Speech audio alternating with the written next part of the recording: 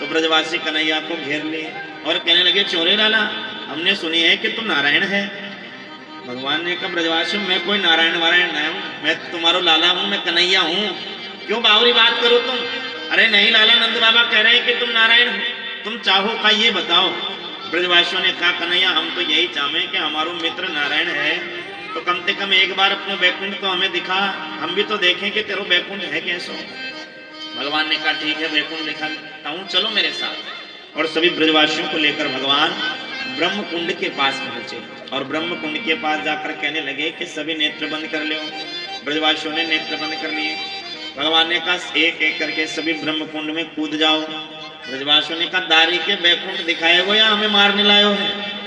भगवान ने कही, मेरी बात पे विश्वास है कि ना है। ब्रजवासियों ने कहा, बात पे तेरे पे खूब विश्वास है, पर तू तो कूदने की कह रहे हो। अरे कूदो तो सही। और भगवान की बात मानकर सभी ब्रजवासियों ने एक एक करके छलांग लगाई, कूदे तो सभी ब्रह्म कुंड में और निकल गए सभी ब्रजवासी वैकुंठ में। और वैकुंठ में जब पहुंचे, वैकुंठ में भगवान के महाराज सिपाहियों के भी 4-4 हाथ हैं, द्वारपालों के भी 4-4 हाथ हैं। वैकुंठ में सबके 4 हाथ हैं, जैसे हमारे 2 हैं वैसे वैकुंठ में 4 हाथ हैं। ब्रजवासी कहने लगे, वाह भाई कन्हैया, तुम्हारी खूब ठाठ है, यहाँ तो सबके 4-4 हाथ धरा रखे। इतने में 4 मुख के ब्रह्मा जी आ गए, भगवान की स्तुति करने लगे। एक ब्रजवासी ने कहा, भैया 4 हाथ नहीं, यार तो 4-4 मुख वाले मानव भी हैं। इतने में पंचानन महादेव पधारे। अरे 4 का 5-5 मुख वाले भी हैं, पर हमारो कन्हैया कहाँ है, हमारो कन्हैया नजर ना आ रहे हो। तभी एक ग्वाले की दृष्टि पड़ गई भगवान पर, शेष नाग पर भगवान शयन कर रहे हैं। अरे देखो हमारो कन्हैया ही लेटे हुए है, वहां 100 कनन के नागपुर नाथे और यहाँ वैकुंठ में 1000 कनन के नागपुर सो रहे हो है। हमारो कन्हैया तो कछु भी कर सके, हमारे कन्हैया की लीला को कहाँ पार है। चलो है तो हमारो लाला ही, चलो मिलके हमें। और जैसे ही ब्रजवासी आगे बढ़े, द्वारपालों ने द्वार पर ही रोक लिया। कहाँ जा रहे हो? ब्रजवासियों ने कहा, हमारे कनवाते मिल में जा रहे हैं, हमारो कन्हैया लेटे हुए हैं, वहां बातें मिल रहे हैं।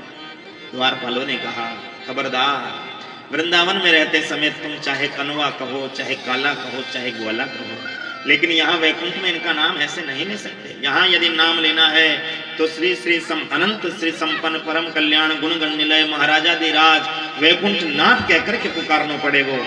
जैसे इतनो लंबो चौड़ो नाम ब्रजवासी ने सुनी, भोले वाले ब्रजवासी घबराए कि भैया हमें तो इतनो लंबो नाम ना लिया जाए। हड़बड़ा करके अपने नेत्र खोल दिए और जैसे ही नेत्र खोले सभी ब्रजवासी महाराज पुनः ब्रह्म कुंड से वापस वृंदावन धाम में आ गए हैं। भगवान कदम के वृक्ष पर बैठ करके बढ़िया मुरली बजा रहे हैं। क्यों ब्रजवासियों, देखा है मेरे वैकुंठ? हाँ कन्हैया देख तो आए भैया, कैसो लगे हो? तो ब्रजवासी कहने लगे, लाला तेरी सौगंध खाकर कह रहे हैं, हमें तो तेरो वैकुंठ बिल्कुल भी अच्छो नहीं लगे। क्यों भैया, ऐसी क्या बात है गई? मेरो वैकुंठ तो बड़ो जोरदार है। तो ब्रजवासी कहने लगे, लाला वहां तोते मिलवे के काजे भी द्वारपालन की आज्ञा लेनी पड़े, और इतना लंबो लंबो नाम द्वारपाल बताए भैया, हम पे तो ऐसा नाम नहीं लिया जावे। यहाँ वृंदावन में रहते समय तेरे साथ खेले, तेरे साथ खामे, तेरे साथ कूदे, तेरे साथ सोवे, तेरे साथ नाचे, और वहाँ पे महाराज ऐसा हमसे तो नारी हो जाए। हम तो केवल आपके नजदीक, आपके समीप या वृंदावन धाम में ही सुखी हैं, वृंदावन से अच्छा हमें कछु ना लगे।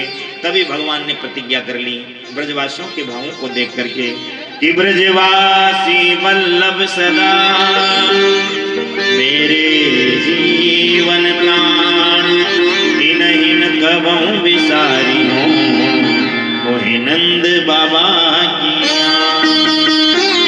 ये ब्रजवासी मेरे प्राण धन हैं, इन ब्रजवासियों को छोड़ करके मैं एक पग भूमि भी वृंदावन से कभी बाहर नहीं जाऊंगा। मुझे नंद बाबा की सौगंध है। भगवान ने प्रतिज्ञा कर ली और आज भी भगवान अपने वचन को निभा रहे हैं और वृंदावन की शोभा बढ़ा रहे हैं। आज भी भगवान वृंदावन में ही हैं और भक्तों को वृंदावन में भगवान का साक्षात्कार हो रहा है। आज भी भगवान की लीलाओं में प्रवेश मिलता है।